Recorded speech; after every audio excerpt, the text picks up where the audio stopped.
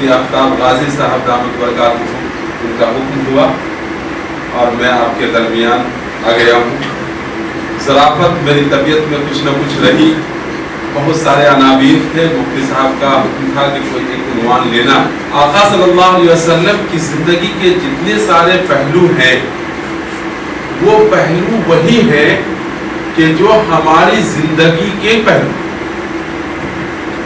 یعنی جتنی ساری چیزوں کو اور جتنی سارے امور کو ہم انجام دیتے ہیں وہی تمام امور نبی کریم محمد صلی اللہ علیہ وسلم نے دیا، لیکن فرق صرف اتنا ہو جاتا ہے کہ الدین یسر، دین آسان ہے، اللہ کے رسول صلی اللہ علیہ وسلم نے اس کو آسان کیا اور ہوا وہ اس طور پر کہ جیسے پانی پینا یہ میری اور ہماری آپ کی ضرورت ہے، ہم نے پانی پیا، پیاس لگی، بوتل لیا، گلاس لیا، مارا اور ایک سانس میں پورا پانی کو پیا، پانی کی جو پیاس تھی وہ بجھ گئی، کام تمام ہوا، آگے بڑھا۔ آقا صلی اللہ علیہ وسلم نے بھی اسی پانی کو کیا، لیکن اسی پانی کو آپ صلی اللہ علیہ وسلم نے عبادت بنا کہ پانی کی خواہش ہوئی، پانی حاضر ہوا، پانی کو آقا صلی اللہ علیہ وسلم نے دیکھا، پھر بسم اللہ الرحمن الرحیم پڑھا، پھر 3 سانس میں اس کو پڑھا، پھر پیا اور پینے کے بعد پھر اللہ کا شکر ادا کیا۔ یہ ہے ہماری اور آپ نبی کریم محمد صلی اللہ علیہ وسلم کی زندگی کا فرق اور فاصلہ، امور وہی ہے لیکن انجام دہی میں فرق ہے۔ تو یہ جتنی ساری امور ہیں آقا صلی اللہ علیہ وسلم کی زندگی کے حوالے سے، جتنی ساری یہاں پر تمہیدات اور جتنی ساری عنوانات ہیں، وہ لازم ہے کہ وہ اس کا تعلق کہیں نہ کہیں ہماری زندگیوں سے بھی ہے، اور لازم ہے کہ یہ تمام عناوین اور یہ تمام ساری چیزیں کہیں نہ کہیں اسی اسلامی قوانین کے دائرے میں آتے ہیں کہ جو اسلامی قوانین خود عین انسانی فطرت ہے۔ یعنی اسلامی قوانین کیا ہے؟ اسلامی قوانین دراصل اللہ رب العزت کے نازل کردہ احکامات ہیں، اور پھر جناب نبی کریم محمد رسول اللہ صلی اللہ علیہ وسلم کی ارشادات کے ساتھ جو چیزیں منصع وجود میں آتی ہیں، جو چیزیں عملی زندگی میں آتی ہیں، وہ گویا کہ قوانین اسلامی ہیں۔ اور لازم ہے کہ جو قوانین اسلامی کا جو سب سے بڑا دعویٰ ہے وہ دعویٰ یہ ہے کہ یہ انسانی فطرت کے عین مطابق ہے۔ لہذا جب انسانی فطرت کے عین مطابق یہ قانون ہے تو اب اس کا جو سب سے بڑا فائدہ یہ ہوگا کہ آدمی چاہے جس زمانے کا ہو، جس ملک کا ہو، جس شہر کا ہو، جس عمر کا ہو، جس طبیعت کا ہو،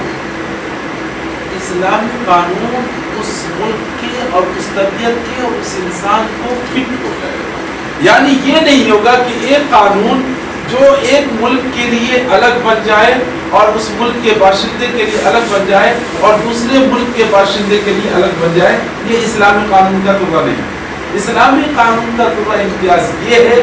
کہ جو قانون امریکہ کے لیے بہتر مناسب ہوگا وہی قانون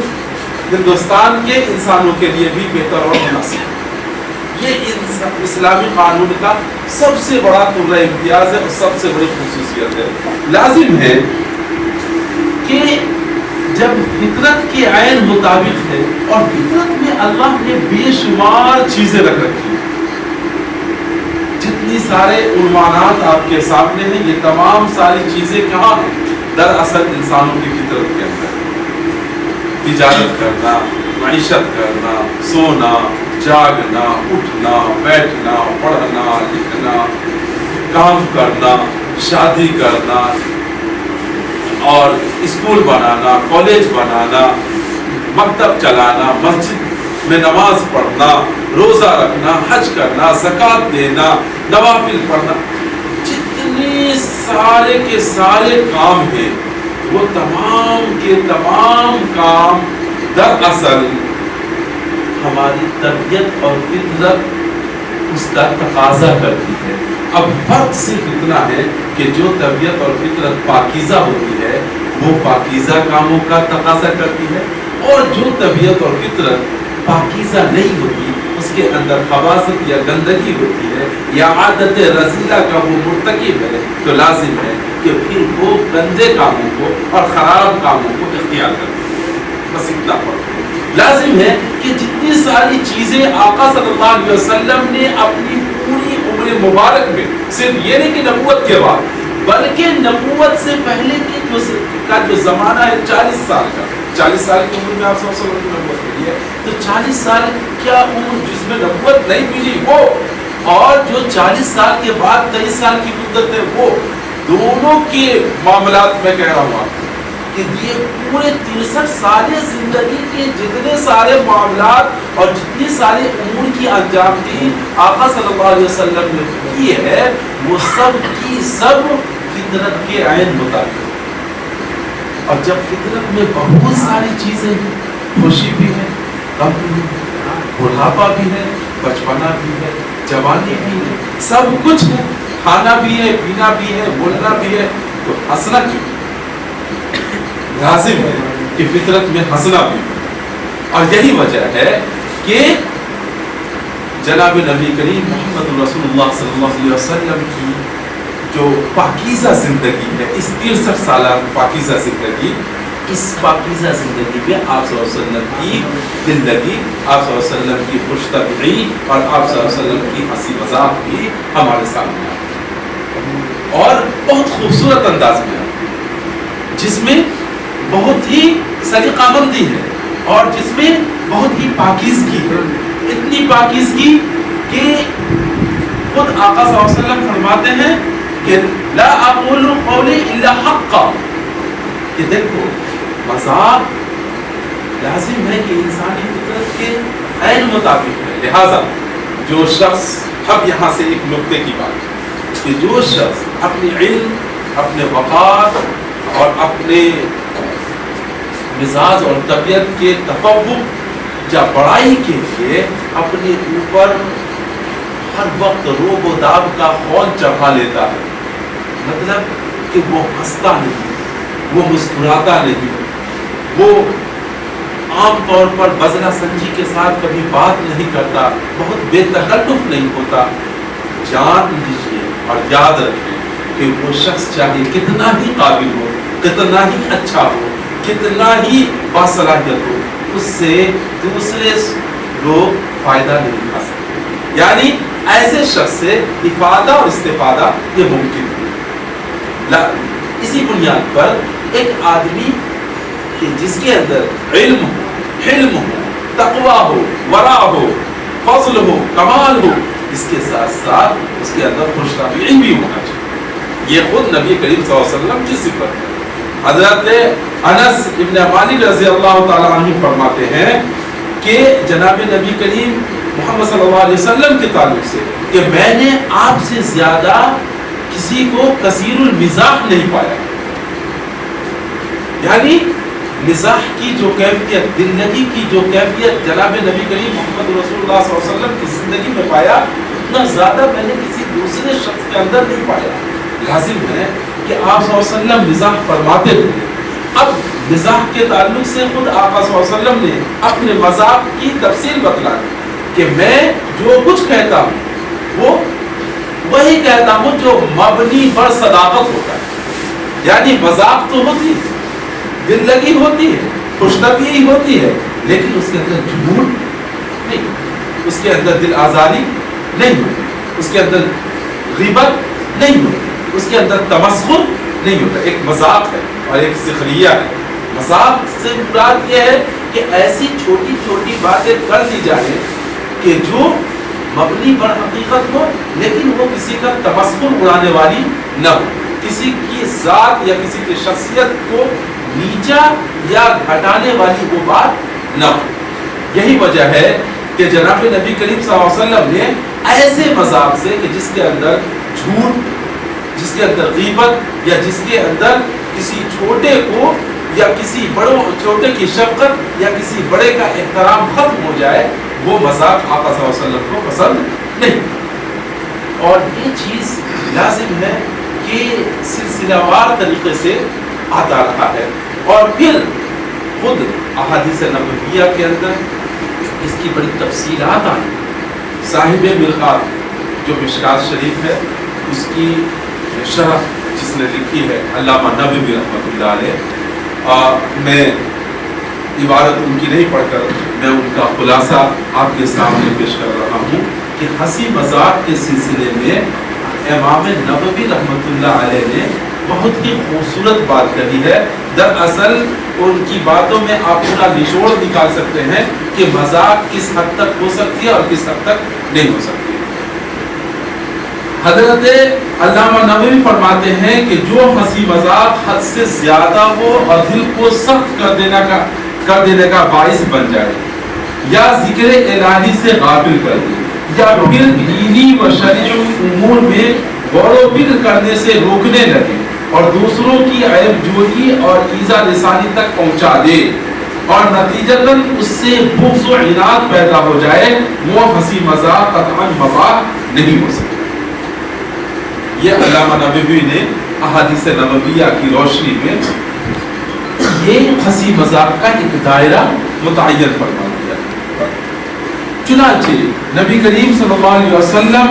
نے جو معیار بنایا وہ معیار یہی تھا کہ حق گوئی ہو، مذاق بھی ہوگی اور اس کے اندر حق گوئی بھی ہوگی. آپ صلی اللہ علیہ وسلم کے مذاق اور مزاح اور دل لگی کو سمجھنے کے لیے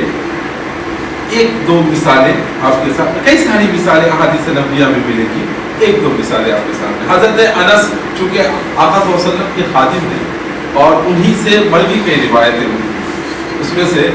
ایک روایت یہ ہے کہ حضرت انس فرماتے ہیں کہ ایک صاحب جو ہے آپ صلی اللہ علیہ وسلم کے پاس تشریف لائے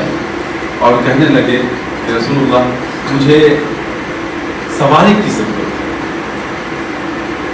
اور مجھے چونکہ جانا ہے. تو آپ صلی اللہ علیہ وسلم نے فرمایا کہ مطلب اونٹ کا مطالبہ کیا. دراصل کیونکہ اس وقت سواری کا جو ذریعہ تھا وہ اونٹ ہی ہوا کرتا تھا، تو انہوں نے اونٹ کا مطالبہ کیا کہ سواری کے لیے مجھے اونٹ مطلوب ہے، ایک اونٹ اگر عنایت ہو جائے دربار رسالت سے تو میرا کام بن جائے. تو آپ صلی اللہ علیہ وسلم نے فرمایا کہ میں اونٹ تو نہیں، اونٹنی کا بچہ دے سکتا ہوں. جناب نبی کریم صلی اللہ علیہ وسلم نے فرمایا کہ میں اونٹ تو نہیں، میں اونٹنی کا بچہ دے سکتا ہوں. تو وہ صاحب بڑے متعجب ہوئے، بڑا حیران ہوئے، کہنے لگے یا اللہ کے رسول میں اونٹنی کا بچہ لے کر کیا کروں گا، میں اس سے کیسے سواری کر سکوں گا. تو آپ صلی اللہ علیہ وسلم نے مسکرایا اور فرمایا کہ میں دوں گا تمہیں سواری دوں گا، اونٹنی دوں گا، لیکن وہ بھی تو کسی اونٹنی کا بچہ ہی ہوگا. یہ جناب نبی صلی اللہ علیہ وسلم کی مذاق اور مزاح کی ایک جھلک ہے کہ یہیں سے وہ بات بھی صادق آ جاتی ہے کہ جو آپ صلی اللہ علیہ وسلم نے فرمایا کہ میرا مذاق اور یا میرا مزاح وہ کبھی بھی صداقت سے خالی نہیں، صداقت سے خالی نہیں. خود حضرت انس اپنے بارے میں فرماتے ہیں کہ مجھے جو ہے جب مخاطب کرتے کبھی تو کہتے اے دو کان والے. اب یہ سوچنے والی بات ہے کہ مذاق فرما رہے ہیں آپ صلی اللہ علیہ وسلم اور فرما رہے ہیں دو کان والے. لازم ہے کتنی سچی بات ہے. آدمی تھوڑی دیر کے لیے متعجب ہوا، یہ کیا بات ہوئی دو کان؟ نہیں، لازم ہے کہ سب کے دو کان ہوتے ہیں. یہ آقا صلی اللہ علیہ وسلم کی دل لگی ہوتی ہے. جیسے ہم لوگ ہی کبھی کبھار بات کرتے ہوئے کہہ دیتے ہیں کہ ارے ایسا سر پہ ماروں گا میں کہ سر جو ہے دونوں کانوں کے درمیان آ جائے. لازم ہے کہ یہ مذاق ہے اور حقیقت پر مبنی ہے. تو مذاق وہ ہو کہ جس کے اندر دل لگی ہو جائے اور کسی کا دل بھی نہ لگے. تو وہ جو ایک صحابیہ کا واقعہ ہے، کئی روایتوں میں وہ موجود ہے، جو بوڑھی تھی، قرآن پڑھنے والی تھی اور دین اسلام سے بے پناہ محبت کرنے والی تھی. وہ جناب نبی کریم محمد صلی اللہ علیہ وسلم کی خدمت میں آئی اور تو انہیں جنت کی درخواست کرنے لگے کہ اللہ کے رسول ہمارے لیے جہاں آپ پوری امت کے لیے دعا کرتے ہیں تو خصوص میرے لیے دعا فرما دیا کیجیے کہ میں جنت میں داخل ہوں. تو آپ صلی اللہ علیہ وسلم نے جب ان کا یہ مطالبہ سنا، یہ بات سنی، تو آپ صلی اللہ علیہ وسلم نے فرمایا کہ بڑھیا تو جنت میں نہیں جائے گی. اور وہ پھر بہت ہی پریشان ہوئی، تھوڑا غمگین بھی ہوئی، اور پھر وہ وہاں سے اٹھ کر وہ چلی. پھر ایک روایت میں ہے کہ وہیں پر، دوسری ایک روایت میں یہ ہے کہ نہیں، خود صحابی کو آپ صلی اللہ علیہ وسلم نے ان کے پاس بھیجا اور اس آیت کو سنا کر کہا کہ ان سے بتلاؤ کہ دراصل یا جنت میں نہیں جائے گی اس بنیاد پر کہ جنت میں داخل ہونے کی عمر گویا کہ 33 سال بنا دی گئی ہے. ایک جوان کر کے اللہ تعالیٰ کسی کو بھی وہ جنت میں داخل کرے. تو یہ جو ہے دراصل آقا صلی اللہ علیہ وسلم کا مذاق تھا اس صحابیہ کے لیے. اسی طریقے سے ایک صحابیہ اور وہ آپ صلی اللہ علیہ وسلم کی مجلس میں بیٹھی تھی، آپ صلی اللہ علیہ وسلم کی باتوں کو سن رہی تھی، اور سنتے سنتے پھر آقا صلی اللہ علیہ وسلم نے اچانک اس صحابیہ سے فرمانے لگے کہ اے تم جلدی سے اپنے گھر جاؤ اور تمہارے جو ہے شوہر کی آنکھوں میں سفیدی. وہ صحابیہ بہت گھبرائی، بڑی پریشان ہوئی، اور پھر جو ہے وہ دوڑی پوری گھبراہٹ کے ساتھ وہ گھر پہنچی اور اپنے شوہر کی آنکھوں کو دیکھنے لگی. کیا ہوا، یہ کیا بے وقوفی ہے، یعنی جو اپنی زبان میں انہوں نے کہا ہوگا. تو صحابیہ کہنے لگے کہ جناب نبی کریم صلی اللہ علیہ وسلم نے مجھے خبر دی ہے کہ آپ کی آنکھوں میں سفیدی ہے. کہا ہے کہ میری آنکھوں میں سفیدی ہے، لیکن میری آنکھوں میں سیاہی بھی تو ہے. ہر انسان کی آنکھوں میں سفیدی اور ہر انسان کی آنکھوں میں سیاہی ہوتی ہے. پھر وہ مسکرائی اور بے پناہ خوش ہوئی اور اس بات پر فخر کرنے لگی کہ آقا صلی اللہ علیہ وسلم ہم سے اتنی محبت کرنے والے ہیں اور اتنی انسیت اور لگاؤ رکھنے والے ہیں کہ آپ صلی اللہ علیہ وسلم نے مجھ سے مزاح فرمایا. تو یہ آپ صلی اللہ علیہ وسلم کا مذاق تھا، گویا کہ مذاق مبنی پر صداقت ہوتا. ایک آخری واقعہ جو بہت مشہور ہے، یہ بھی کافی تھے اور بہت ہی مطلب کافی کلوٹے شکل کے.